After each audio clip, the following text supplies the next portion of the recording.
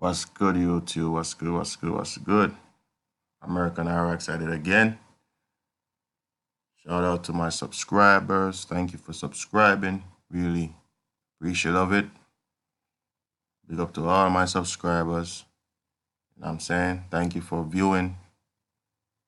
Thank you very much. Very, very grateful for it. I just send special shout out to Darkman XTV, Ahua, the Elder, Ahua. Big up yourself, big up yourself, big up yourself. Shout out to the I.C.C.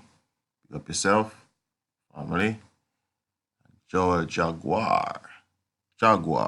Big up yourself.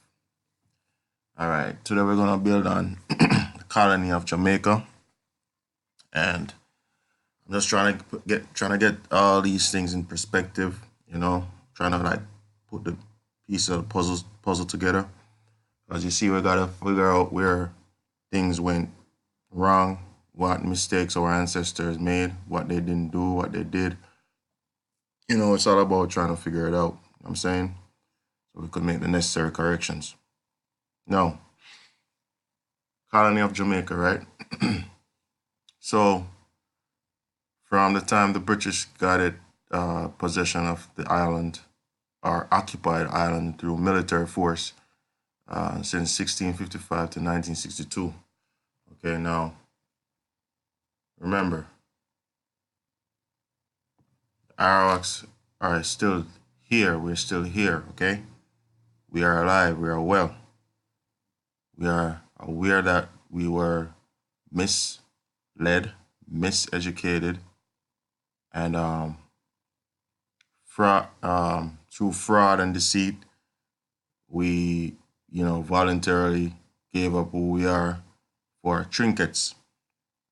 Now, to the government of Jamaica, this is a public service announcement. We are still here, okay? We didn't die out. No, it didn't happen. We are aware that you like to lighten up the coat of arms. You lighten it up so it looks like the chinos. Listen, man.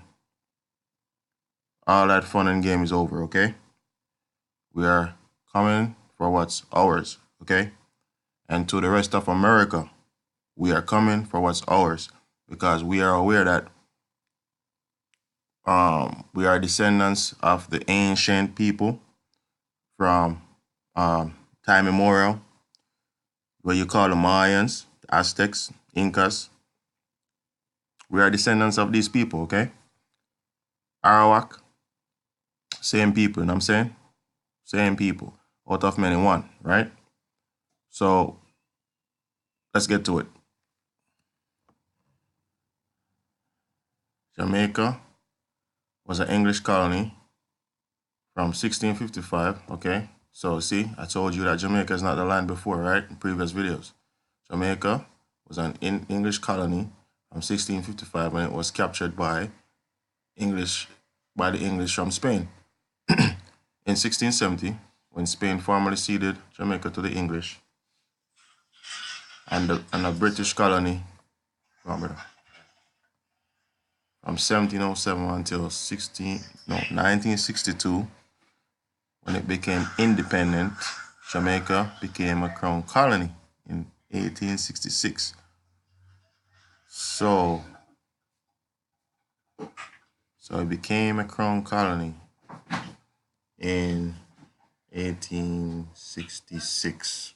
Interesting. So it's a difference between British colony and crown colony. Okay, I see what they did. They just splice and dice. Anyway, let's get to it. English conquest in late 1654. English leader Oliver Cromwell launched the Western Design Armada against Spain's colonies in the Caribbean, right? Pardon me. A lot of noise in the background. in April 1655, General Robert Venables, right? General Robert Venables led the Armada in an attack on Spain fort in Santo Domingo, Hispaniola. However, the Spanish repulsed the sport executed attack known as the Siege of Santo Domingo, and the English troops were soon decimated by disease. Now, people, I have read this over and over. If the English troops, if the people that the colonizers came and they were dying from disease because they couldn't handle the tropical weather, how the fuck you gonna say you wipe out the Arawaks when you barely could survive in the weather alone? No, it got me thinking like, something not adding up, because how you gonna wipe us out, but you cannot even withstand the weather? And this is why in the tropics you don't see a lot of Europeans there, like pale faces, because they can't handle the weather there. It's too hot. The equator is too hot. I'm saying most of these islands are 99.9%, 100% melanated people, Arawak people, all right? So that's a body bag, okay? Weakened by fever and looking for an easy victory following their defeat at Santo Domingo, English force then sailed for Jamaica, the only Spanish West Indies island that did not have new defensive works. Spanish Jamaica had been a colony of Spain for over 100 years. I want you to get that book, Spanish Jamaica, all right? A lot of gems in there. In May 1655, around 7,000 English soldiers landed near Jamaica's Spanish town capital. The English invasion force soon overwhelmed the small number of Spanish troops. 7,000. Now, in those times, how many people could fit on a ship? That means it would gotta be a shitload of ships then. And it's crazy, man. I don't get that. But anyway, so Oliver Cromwell, right? You remember I was saying about the Cromwell Wars when it was kicking out the original Europeans over here? Yeah, that's the dude that was doing all of that. Okay, so bear in mind. The English invasion force soon overwhelmed the small number of Spanish troops. At the time, Jamaica's entire population only number around 2,500, and that's their people, okay? That's not accounting our people on the island, because we are millions on the island, okay? In the following years, Spain repeatedly attempted to recapture Jamaica, and in a response in 1657, the English governor of Jamaica invited buccaneers to base themselves at Port Royal and Santiago to help defend against Spanish attacks. Spain never recaptured Jamaica, losing the Battle of Ocho Rios, right? I'm gonna dig on that too. In 1657, the Battle of Rio Nuevo. In 1658, Governor Edward D. Oily succeeded in persuading one of the leaders of the Spanish Maroons, Juan de Bolas, right? That was like the first, the so-called Maroon leader that was giving them a hard time, to switch sides and join the English along with his Maroon warriors. In 1660, when Don Cristobal de Sassy realized the Bolas had joined the English, he admitted that the Spanish no longer had a chance of recapturing the island. Since de Bolas and his men knew the mountainous interior better than Spanish and the English, Sassy gave up on his dreams and fled to Cuba. So you see, they cannot defeat us because we know the terrain way better. They don't know the terrain like we, because we sprung from the land, okay? So they're telling the truth, but they're telling it in an undercover way. You know what I'm saying? Indirectly. So they're really saying that we are the ones who really help them fight the Spanish. Okay, so basically we sided with them. Well, the collective, the Maroons, those Arawaks sided with them. Okay, some of our people sided with them to fight. Same thing was happening on the mainland. Okay, and they got stabbed in the back. For England, Jamaica was to be a dagger pointed at the heart of Spanish Empire, although in fact it was a possession of a little economic value then. Yeah, early British colonization. Cromwell increased the island's white population by sending indentured servants and prisoners captured in battle, right? Battles, the Irish and Scots. These people weren't so-called white. Well, yeah, they're white in terms because they're foreigners, but they're really dark-skinned people, okay? These are the original Europeans, as well as some common criminals. This practice was continued under Charles II.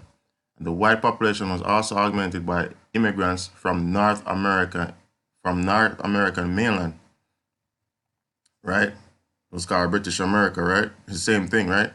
And other islands, as well as by English buccaneers. But tropical disease kept the number of whites well under 10,000 until 1740. The white population increased through migration from Britain to 80,000. Now, all these people who were coming over here to call the so-called Africans, this is nothing but these Europeans, man. These pale faces, man. These millions of people.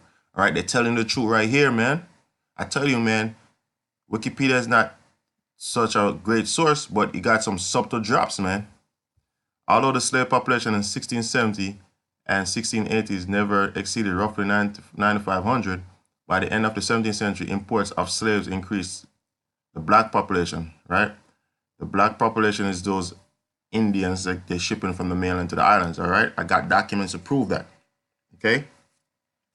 To at least 3 times the numbers of whites. Yeah, because at this time, they're seeing it's more feasible, right? To use our people, right? In the 18th century, the population of black slaves in Jamaica increased significantly from one decade to the next. I wonder how. Despite the fact that the slave ships coming from west coast of Africa preferred to unload at the islands of the Eastern Caribbean at the beginning of the 18th century, right? The 18th century, the number of slaves in Jamaica did not exceed 45,000. But this population rose to about 75,000 in 1730 and passed the 100,000 mark in 1740s. In 1778, the black population passed 200,000, and by 1800, it had increased to 300,000. So you see, they're telling on themselves right here. Okay? You got to factor in within this 300,000, right? They were indentured so-called white servants, okay? From Europe. Don't get it twisted, right? They're just playing with the numbers with you, okay? So the rest of the so-called slaves were the prisoners of war, Indian prisoners of war that from other islands and the mainland that they were shipping in to the island, and that they shipped them out, okay?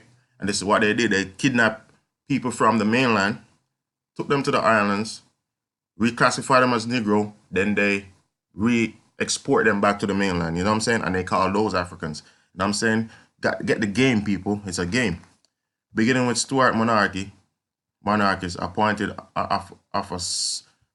of a civil governor to Jamaica in 1661, political patterns were established that lasted well into the 20th century. The second governor, Lord Windsor, brought with him in 1662 a proclamation from King giving Jamaican non-slave populace the rights of English citizens. So, you hear that? This is what they do on the mainland, man, with the 14th Amendment. They had everything planned on the island first before they hit the mainland, okay? Including the right to make their own laws. Although he spent only 10 weeks in Jamaica, Lord Windsor laid the foundations of a governing system that was to last for 2 centuries. A crown-appointed governor acting with the advice of a nominated council in legislature. The legislature consisted of the governor and an elected but highly unrepresentative House of Assembly. Okay? So I'm going to catch up on this in another build, all right?